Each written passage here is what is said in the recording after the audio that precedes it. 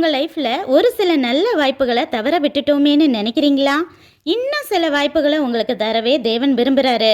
ஆனால் வாய்ப்பை தவற விட்டும் தேவன் உணர்த்தின உடனே ரெண்டாவது வாய்ப்பை யூஸ் பண்ணி ஊழியம் செய்து தேவ திட்டத்தை நிறைவேற்றிய யோனாவை போல இருக்க நமக்கு விருப்பமா? இல்லை ராஜாவான ரெண்டாவது வருஷத்துலேருந்தே எவ்வளவோ எச்சரித்தும் திருந்தாமல் தேவனால் கைவிடப்பட்ட சவுளை போல நாம் இருக்க போகிறோமா என்பதே தேவன் உங்கள் முன் வைக்கும் கேள்வி. இதை சொல்லித்தர நானும் தேவன் சொன்ன முதல் தடவையிலேயே திருந்தினவ இல்லை, நிறைய அடி வாங்கி திருந்தினவ தான். நான் எந்த ஆசீர்வாதத்தை ரொம்ப விரும்பினேனோ அதில் தான் எனக்கு பெரிய அடி விழுந்தது.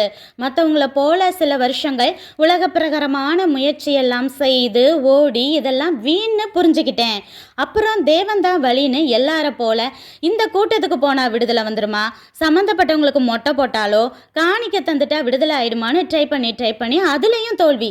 அப்புறம் தான் தெரிஞ்சது தேவன் இதெல்லாம் விரும்பலை, என் மனம் திரும்புதலையும் நான் அவரை நேசிக்கணும்னு எதிர்பார்க்கறதையும் புரிஞ்சுக்கிட்டேன்.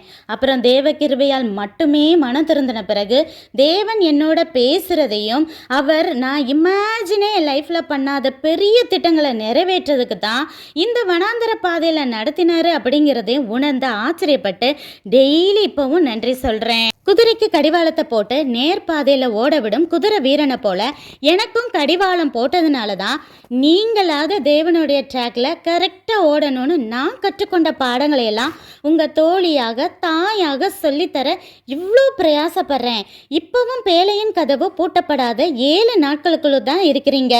பேழைக்குள்ளே நீங்கள் வர ஏசப்பாவும் அன்பா கரம் நீட்டிகிட்டே தான் இருக்காரு. என் கேள்வி எல்லாம் ஒன்று தான், அவர் கரம் பிடித்து பேழைக்குள்ளே வர உங்களுக்கு விருப்பமா என்பதே. நன்றி.